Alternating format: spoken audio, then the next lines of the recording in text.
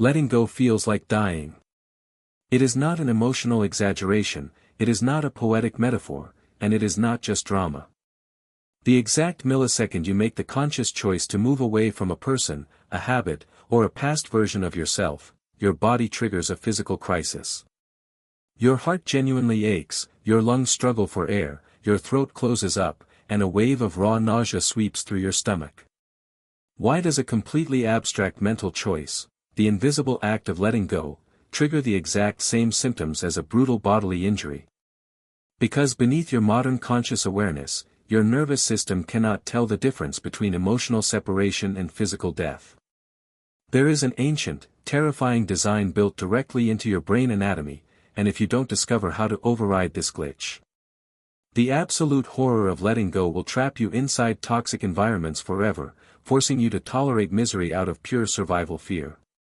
To understand this nightly internal execution, we have to look at the cold neuroscience of the physical pain pathway overlap. Groundbreaking neurological experiments at Columbia University put deeply heartbroken individuals inside high-tech functional MRI brain scanners. Researchers flashed photos of the specific ex-partners who had recently abandoned them, watching their real-time neural patterns map out.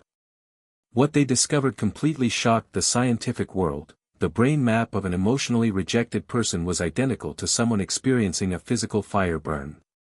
Your mind processes social rejection inside the secondary somatosensory cortex, the exact zone that registers physical agony and physical wounds. When you tell your brain, "I am letting go of this person," the primitive amygdala doesn't hear a healthy lifestyle update. It hears, "We are being violently separated from our tribe. We are completely isolated in the wild, and we are going to die." 40,000 years ago, banishment from the human clan meant absolute certain death from wild saber-toothed predators or freezing winter elements. So to protect you from leaving your tribe, your evolutionary hardware unleashes an agonizing wave of chemical torment to force you to turn back. This ancient software creates a highly destructive real-life casualty, the dangerous psychological concept of the familiar hell.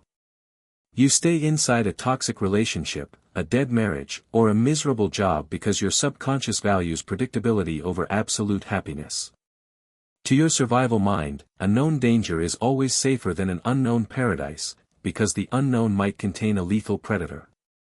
So when you make the logical decision to pack your bags and walk away, your nervous system triggers an intense, terrifying survival alert.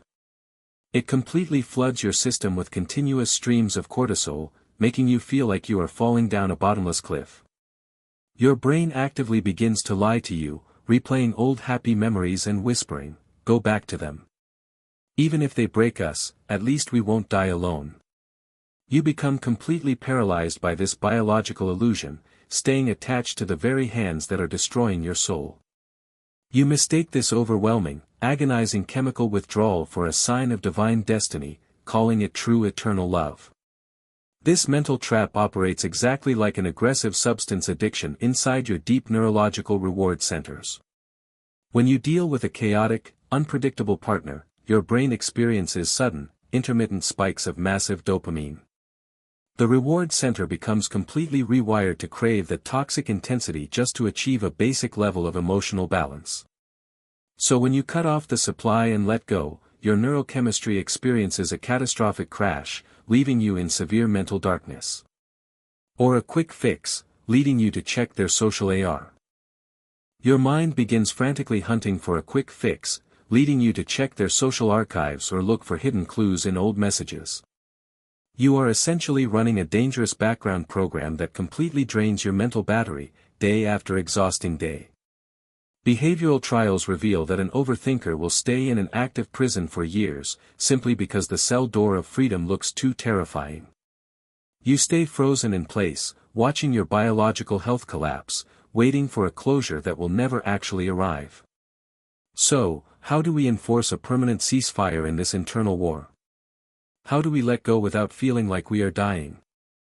The ultimate revelation requires a massive cognitive shift. You must separate the illusion of survival from the reality of your situation. Your brain is screaming because it is running an ancient software program. It doesn't realize you are physically safe and independent in the modern world. The next time you feel that crushing, terrifying withdrawal pain, do not try to violently fight the emotion or run back to the source. Instead, sit through the chemical storm using a clinical technique called somatosensory grounding. Acknowledge the pain as a simple chemical reset. Tell your nervous system, we are not dying. This is just our dopamine receptors recalibrating to peace. Over time, the hypervigilant radar will completely dial down, and the open psychological file will finally close and vanish forever. Walk out of the invisible cage. Reclaim your actual life story. That's it for tonight. Take care, bye-bye, and see you soon.